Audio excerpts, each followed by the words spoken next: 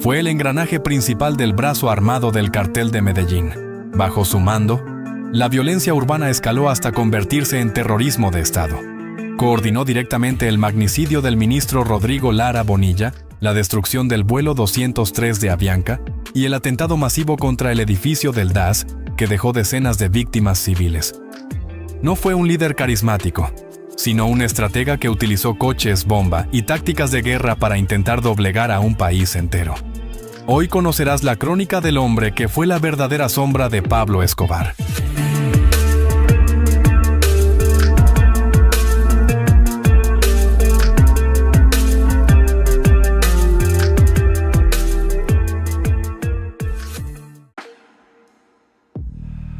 Medellín, 1961. En el barrio Lovaina, John Jairo Arias Tascón entendió pronto que la escasez solo se combate con audacia. A los 12 años era un ladrón callejero. A los 15, un sicario que ya no temblaba al apretar el gatillo. Su ascenso definitivo comenzó con un acto de insolencia. Pinina salía a robar al parque al frente del cementerio San Pedro, cerca de su barrio. Allí se robó un pasacintas, un reproductor de música de un carro de Pablo Escobar. El flaco Calavera, uno de los hombres de Pablo Escobar, empezó a averiguar por el robo y llegó a Pinina. El patrón fue informado y le gustó muchísimo la habilidad de Pinina y pidió hablar con él. Robar el reproductor de música del coche personal de Pablo Escobar. Lejos de eliminarlo, el capo vio en aquel joven la temeridad necesaria para liderar su brazo armado. Bajo el alias de Pinina, Arias asumió el mando de los Priscos, la unidad de élite más letal del cartel de Medellín. Bajo su dirección, la banda se transformó en una maquinaria de guerra, con más de 300 hombres especializados en ejecuciones y secuestros de alto impacto. No eran simples pistoleros. Eran operativos instruidos por mercenarios en tácticas de asalto y el uso quirúrgico de explosivos. Fue Pinina quien importó el terror técnico de la ETA, perfeccionando la fabricación de coches bomba que marcaron la década más sangrienta de Colombia. Lo que nació en los callejones de Lovaina terminó convirtiéndose en la ingeniería del caos que desafió a todo un estado. La consolidación del cartel de Medellín como una amenaza transnacional no se debió únicamente al flujo de cocaína, sino a la creación de un sistema de guerra urbana diseñado por John Jairo Arias Tascón. Si el primer acto de su vida fue el aprendizaje, el segundo fue la ejecución de una logística del terror sin precedentes.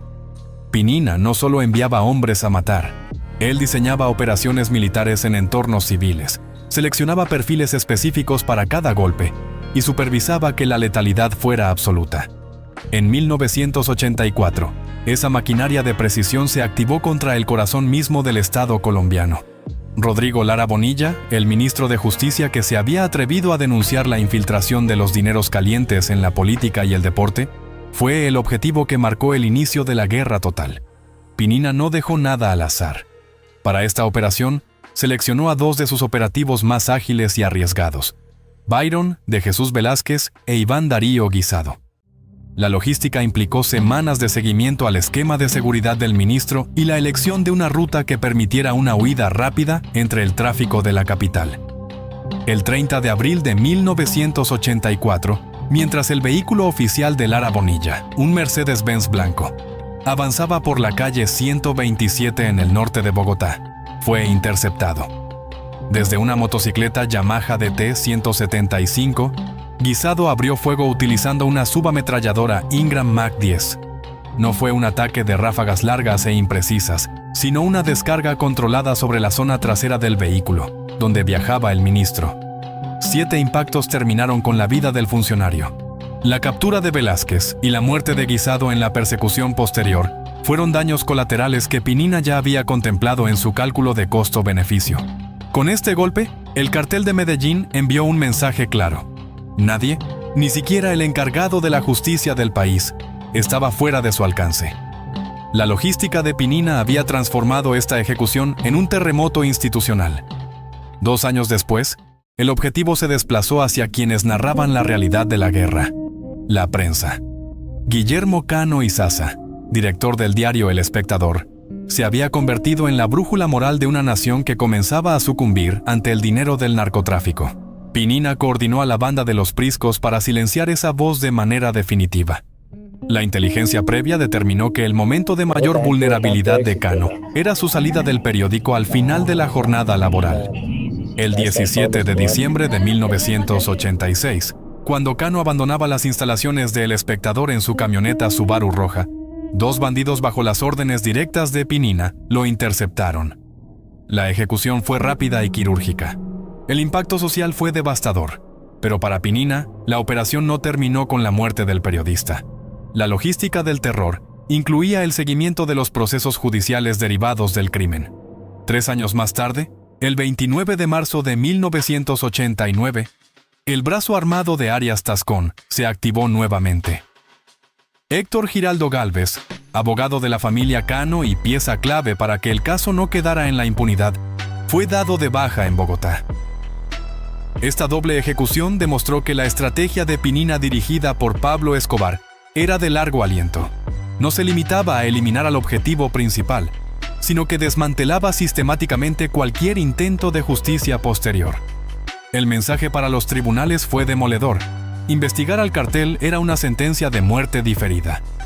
Para 1988, la audacia de las operaciones coordinadas por Pinina alcanzó su punto máximo con el secuestro y asesinato de Carlos Mauro Hoyos, Procurador General de la Nación. Este operativo no fue un ataque rápido en una calle concurrida, sino una emboscada militar de alta complejidad en las inmediaciones del aeropuerto de Río Negro. El 25 de enero, el convoy del procurador fue interceptado por un comando armado masivo que utilizó vehículos blindados y armamento de alto calibre. La ferocidad del ataque neutralizó de inmediato a los escoltas del funcionario, dejando a Hoyos en manos de sus captores en cuestión de minutos. Pinina dirigió la interceptación con una precisión técnica que impedía cualquier reacción de las autoridades locales. Carlos Mauro Hoyos fue herido durante el tiroteo inicial y trasladado a una casa de seguridad en la zona rural de Antioquia. Sin embargo, la presión de los operativos de búsqueda y la imposibilidad de mantener al procurador cautivo en medio de un cerco militar llevaron a Pinina a dar la orden final. Hoyos fue ejecutado poco después, y su cuerpo fue abandonado como una prueba de fuerza frente al Estado que intentaba implementar la extradición. Cada uno de estos eventos no fueron actos de violencia aislados, sino componentes de una estrategia de asfixia logística. Pinina entendía que para arrodillar a un país debía atacar sus pilares: la justicia, la información y el control legal. Bajo su mando, los Priscos pasaron de ser una banda de sicarios a convertirse en una estructura táctica capaz de operar en cualquier ciudad de Colombia, moviendo armas, hombres e información con una eficiencia que superaba a menudo a los servicios de inteligencia oficiales. La guerra ya no se libraba solo en las selvas o en los laboratorios de cocaína. Se libraba en las esquinas de Bogotá y Medellín, bajo el cronómetro y el diseño de John Jairo Arias Tascón. Julio de 1989 marcó un punto de no retorno en la ofensiva del cartel de Medellín. La maquinaria de guerra dirigida por Pinina había alcanzado una capacidad de fuego militar, pero incluso en esa estructura de precisión, el caos de la guerra urbana provocaba errores devastadores. El 4 de julio, la ciudad de Medellín fue sacudida por una explosión que no estaba destinada a su víctima.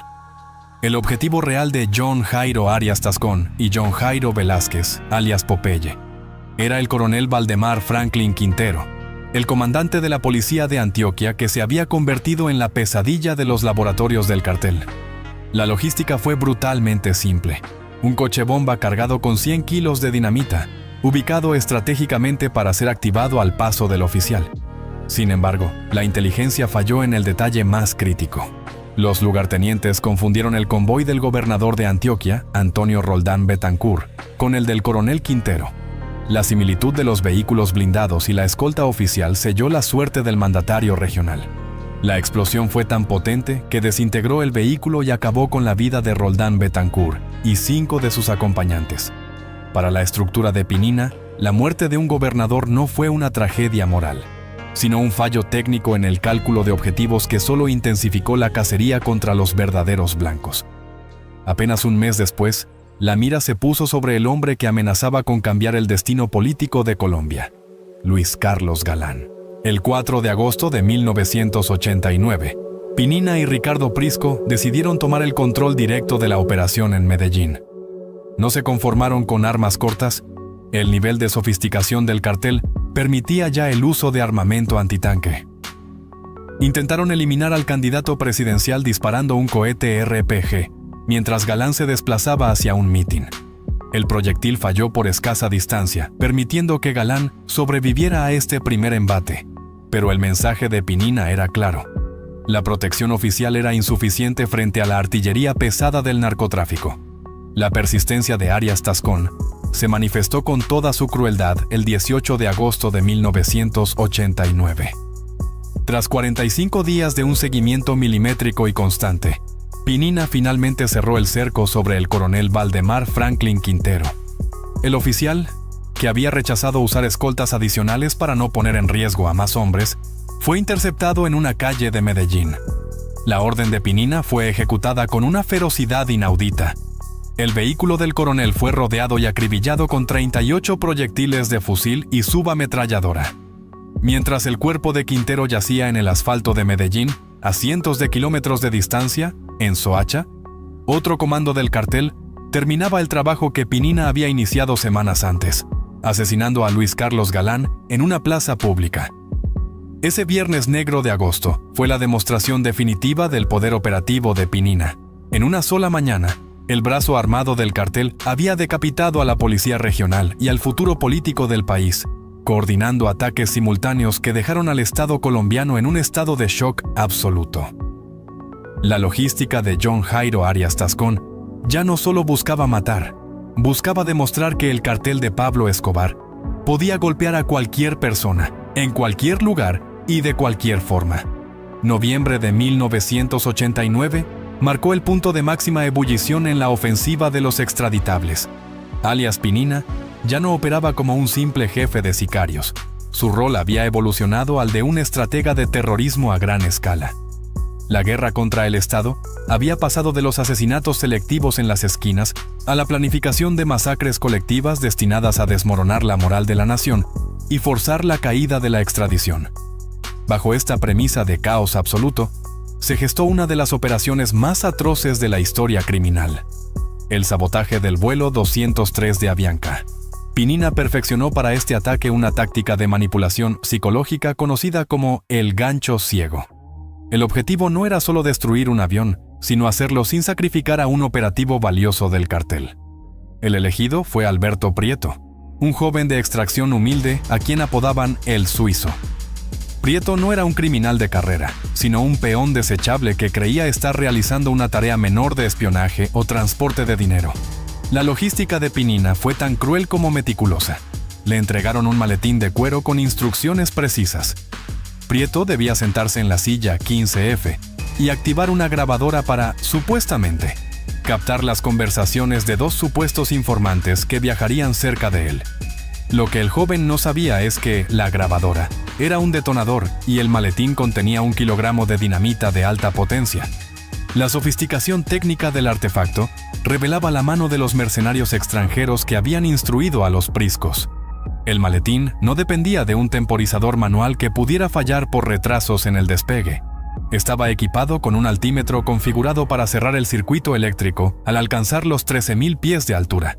El 27 de noviembre de 1989, el Boeing 727-21 con matrícula HK-1803 despegó del aeropuerto El Dorado de Bogotá con destino a Cali. Apenas 5 minutos después del despegue, cuando la aeronave alcanzó la altitud programada sobre el municipio de Soacha, la presión atmosférica activó el mecanismo. La explosión no solo destruyó el fuselaje, sino que provocó la ignición de los vapores en los tanques de combustible, desintegrando el avión en el aire. 107 personas a bordo y 3 en tierra murieron de forma instantánea. El objetivo político de la operación era eliminar al candidato presidencial César Gaviria, quien supuestamente abordaría el vuelo. Sin embargo, por una alerta de su esquema de seguridad, Gaviria nunca subió al avión. Pinina había diseñado una masacre perfecta en lo técnico, pero inútil en su objetivo político primordial, lo que solo aumentó su desesperación por propinar un golpe aún más contundente. Apenas 9 días después, mientras el país aún intentaba procesar el horror del avión de Avianca, el brazo armado de Medellín ejecutó el que se considera el mayor atentado terrorista en la historia de Colombia. La voladura del edificio del Departamento Administrativo de Seguridad, el DAS. Si el ataque al avión fue una muestra de precisión técnica, el atentado contra el DAS fue una exhibición de fuerza bruta y destrucción masiva. El objetivo central era el general Miguel Alfredo Maza Márquez, director de la entidad y uno de los enemigos más frontales del cartel. Pinina coordinó la logística para movilizar un vehículo que no pudiera pasar desapercibido, pero que fuera capaz de transportar una carga destructiva sin precedentes, un bus bomba. La preparación del vehículo se realizó en talleres clandestinos donde se ocultaron 500 kilos de dinamita de alta potencia, distribuidos de tal forma que la onda expansiva se dirigiera frontalmente hacia la estructura del edificio. El 6 de diciembre de 1989, a las 7:32 de la mañana, el bus fue detonado frente a la sede del DAS, en el sector de Palo Quemao, en Bogotá. La magnitud de la explosión fue apocalíptica. El estallido abrió un cráter de 4 metros de profundidad y destruyó por completo la fachada del edificio de 9 pisos. La onda expansiva fue tan violenta que devastó edificaciones en un radio de 3 kilómetros a la redonda, rompiendo cristales, derribando muros y sembrando el pánico en una de las zonas más concurridas de la capital. El saldo fue una carnicería, 63 personas muertas y más de 600 heridos. El general Maza Márquez sobrevivió gracias al blindaje especial de su oficina y a la estructura reforzada del edificio, pero el mensaje de Pinina fue entregado con una violencia que el Estado no pudo ignorar. El centro de Bogotá parecía una zona de guerra tras un bombardeo aéreo. La logística de Pinina había logrado lo impensable: atacar el cerebro de la inteligencia estatal en pleno corazón de la ciudad, utilizando una cantidad de explosivos que hasta ese momento solo se veía en conflictos internacionales. Estos dos eventos marcaron la cúspide operativa de John Jairo Arias Tascón. Su capacidad para coordinar simultáneamente la tecnología de precisión de un altímetro en un avión y la logística de transporte de media tonelada de dinamita en un centro urbano demostró que el cartel de Medellín había dejado de ser una organización criminal para convertirse en una estructura terrorista con capacidad de asedio nacional. Pinina no solo estaba matando individuos, estaba intentando borrar instituciones enteras del mapa. La destrucción del edificio del DAS y el rastro de escombros que dejó en los barrios circundantes fueron el testimonio físico del poder que Arias Tascón ejercía desde las sombras. Cada kilo de dinamita y cada dispositivo configurado bajo su supervisión tenían un solo propósito: demostrar que la voluntad de un hombre nacido en Lovaina podía ser más fuerte que la estructura de un país entero. La guerra ya no tenía reglas y Pinina se había encargado de que la logística de la muerte fuera el lenguaje dominante de esa década. Para 1990, el mapa del conflicto en Colombia había cambiado de forma irreversible. El Estado, golpeado en su estructura por los atentados al DAS y al avión de Avianca, entendió que no bastaba con perseguir a Pablo Escobar. Para desmantelar al cartel de Medellín, era necesario cortar sus nervios ópticos y su brazo ejecutor. John Jairo Arias Tascón, alias Pinina, se convirtió automáticamente en el objetivo número 1 del bloque de búsqueda. La orden era clara: localizarlo era la única forma de detener la carnicería en las calles. Sin embargo, atraparlo no era una tarea sencilla, ya que Pinina había construido una muralla de protección basada en el miedo, el dinero y una red de informantes que llegaba hasta las entrañas de las instituciones que lo perseguían. Durante meses, Arias Tascón pareció un fantasma. Su capacidad para evadir los cercos militares no era casualidad. Contaba con una estructura de contrainteligencia que incluía a policías corruptos y agentes de seguridad que le filtraban los movimientos de las fuerzas especiales minutos antes de cada operativo. Esta ventaja táctica le permitía moverse con total impunidad por Medellín, saltando de un escondite a otro y manteniendo el control de los priscos desde la clandestinidad. El asedio era constante, pero el círculo no lograba cerrarse porque Pinina siempre conocía los pasos de sus cazadores antes de que estos siquiera llegaran a su puerta. Esa invulnerabilidad aparente comenzó a resquebrajarse cuando la presión del bloque de búsqueda se trasladó de las calles a la esfera privada de los altos mandos del cartel. El operativo para capturarlo dejó de basarse únicamente en la fuerza bruta y empezó a centrarse en el análisis de sus necesidades domésticas. A pesar de ser un estratega del terrorismo a gran escala, Arias Tascón seguía siendo un hombre que dependía de una rutina básica para sobrevivir en la clandestinidad. Se refugiaba en un lujoso apartamento en el sector de El Poblado, confiando en que su esquema de seguridad externa y sus contactos en la policía lo mantendrían a salvo. Lo que no previó fue que la amenaza más grande no vendría de un radar o de una interceptación telefónica, sino de alguien que compartía su espacio más íntimo. La delación fue el golpe definitivo. Una empleada doméstica que conocía sus horarios habituales, sus hábitos de sueño y las medidas de seguridad internas del inmueble, decidió romper el silencio.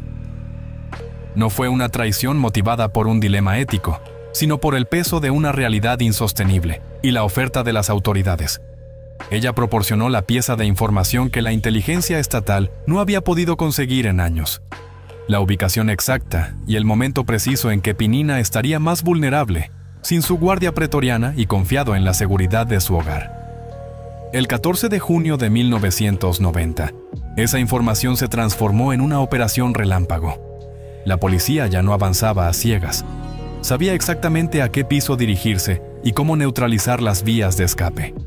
La mujer detalló que Arias Tascón se encontraba en el apartamento con su familia, un detalle que el bloque de búsqueda utilizó para planificar un asalto quirúrgico que impidiera una respuesta armada masiva.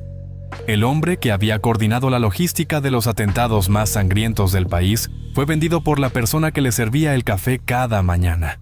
La traición doméstica marcó el fin de su era de impunidad, demostrando que, en la guerra contra el narcotráfico, un dato preciso de una fuente interna era más letal que cualquier despliegue de artillería. El asedio físico había terminado. La cacería estaba a punto de llegar a su desenlace en el asfalto de Medellín. La caída de John Jairo Arias Tascón en una terraza de Medellín no fue solo el fin de un hombre, sino el cierre de un capítulo que evidenció la profunda descomposición social de una época. Para entender cómo un niño nacido en las carencias de Lovaina se transformó en el estratega más letal del cartel de Medellín, no se puede mirar solo el gatillo, sino el entorno que lo moldeó. Pinina no nació con una subametralladora en la mano. Nació en una ciudad donde el Estado era una figura invisible y el hambre era una realidad cotidiana que no daba tregua.